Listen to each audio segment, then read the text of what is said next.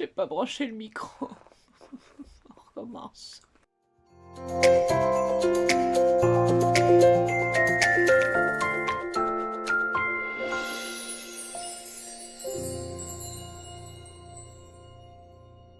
Coucou tout le monde, j'espère que vous allez bien, moi ça va.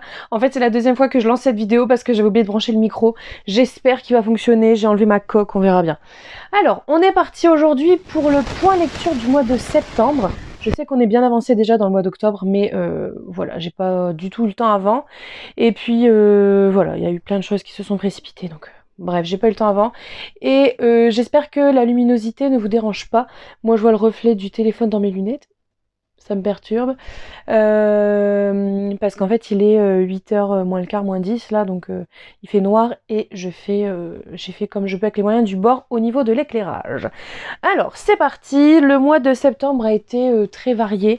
Il y a du policier, il y a du jeunesse, il y a du fantasy, du fantastique, enfin bref.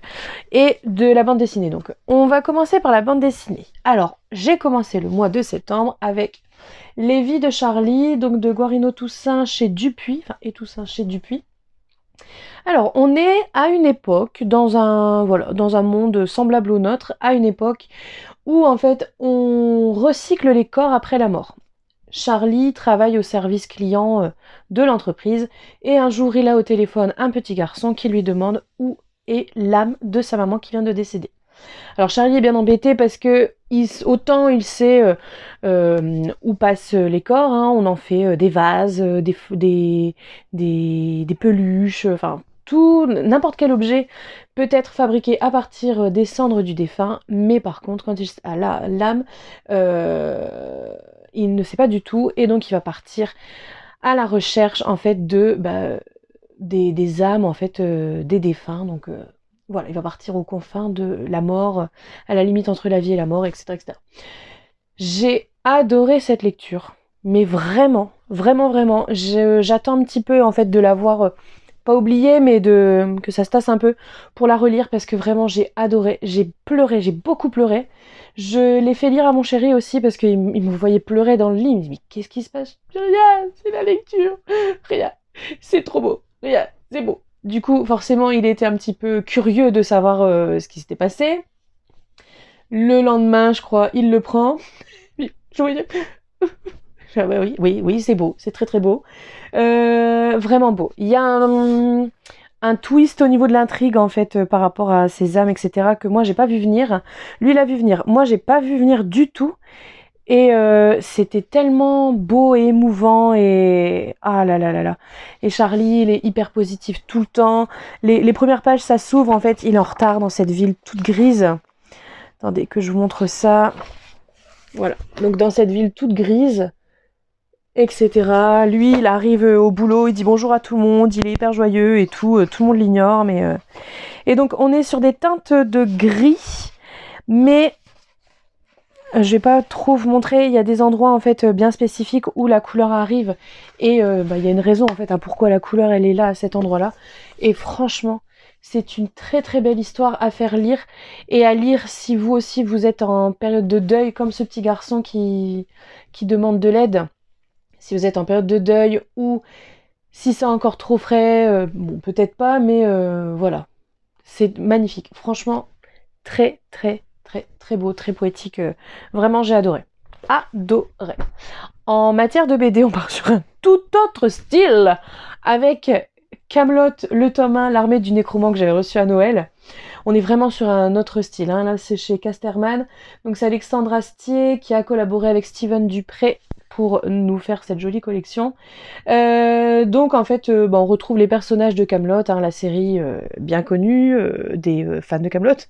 Voilà. Donc on retrouve les personnages Perceval, le roi Arthur, les Dagan, tout le monde, hein, Lancelot, Merlin, la totale. En fait, il y a une invasion de morts-vivants à Camelot. Et donc ils partent à la recherche du nécromant, de pourquoi est-ce qu'il y a une armée, etc. Voilà, donc ça fait plaisir de retrouver les personnages de la série qu'on aime, et puis c'était sympa, c'est une petite histoire pour prolonger l'univers de Camelot, et j'ai hâte de lire aussi les prochains tomes. Je les ai pas encore achetés, mais Voilà, je pense que je vais les acheter au fur et à mesure parce que ça fait plaisir. On continue, on va partir sur du roman. Je vais les faire dans l'ordre de lecture. Là, vous allez voir, c'est assez varié. Alors, on va commencer avec Anne de Green Gables de Lucie Maud Montgomery. Là, c'est chez les éditions Monsieur Toussaint l'Aventure, qui est très jolie. Je sais pas si vous voyez, non, vous voyez pas trop. C'est une texture particulière, un peu de tissu. Là, c'est en doré. C'est vraiment très très joli. Donc avec Anne ici. Alors, comment résumer Anne de Green Gables? C'est l'histoire d'un frère et d'une sœur, des vieux célibataires qui décident d'adopter un jeune garçon en fait pour les aider à la ferme parce que eux commencent à se faire vieux. Sur un quiproquo, en fait, quand ils récupèrent l'enfant adopté, c'est en fait une petite fille de 11 ans, tout en rousseur et en tresse. Et en fait, elle est bavarde, etc., etc. Donc pour ces deux vieux célibataires, en fait, c'est une tornade qui arrive dans leur vie. Elle fait des bêtises, elle fait des gaffes, voilà, sans le faire exprès. Elle est maladroite, elle est gaffeuse, mais elle est nature peinture, en fait, voilà. Donc c'est en fait sa découverte de la vie en dehors du pensionnat, en dehors des endroits où elle a pu travailler, un peu comme domestique. Ça se passe, je pense, au début des années... Enfin, début 20e siècle, peut-être, vers les années 1900. Je ne sais plus quand ça a été écrit. Voilà, ça se passe au Canada. Première... Ah non, oui, première traduction, 1925. Ah, 1908, ça a été écrit. Donc vous voyez, c'est à peu près, voilà, c'est début du XXe siècle au Canada. Donc c'était sympa aussi de voir un peu les mœurs de l'époque, la vie, voilà, parce que c'est vraiment... Vous voyez la petite maison dans la prairie? Bah on est un peu dans le même délire en fait, voilà. C'était trop bien. Franchement, j'ai adoré Anne. Elle est, voilà, elle est pétillante, elle est rigolote, elle est toujours pleine de vie. Il y a une citation derrière. Âme de feu et de rosée, elle ressentait les plaisirs et les peines de la vie avec une intensité décuplée. C'est exactement ça en fait. Elle est naturelle, elle est entière. Beaucoup de gens se vantent d'être entiers. Ouais, moi je suis entière, tu peux pas comprendre, wesh.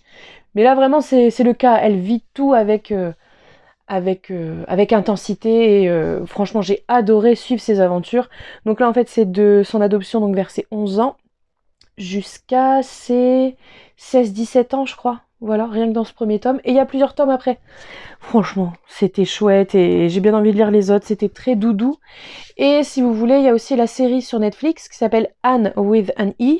Donc Anne avec un E, parce que c'est Anne, en effet, avec un E, et elle tient plusieurs fois, elle dit, voilà, elle trouve que c'est tellement plus élégant avec un E, même quand on le prononce, etc. Enfin, ah, c'était vraiment trop chouette. C'était trop chouette, j'ai beaucoup aimé. On continue avec, dans l'ordre, ça. Coraline de Neil Gaiman chez Weasel pas Michel. Je ne l'avais jamais lu, même si c'est un Neil Gaiman que j'adore Neil Gaiman, j'ai évidemment énormément encore de Neil Gaiman à lire. Mais voilà, ça faisait longtemps que je voulais le lire, je me le suis offert il n'y a pas très longtemps. Je l'ai lu quasiment dans la foulée.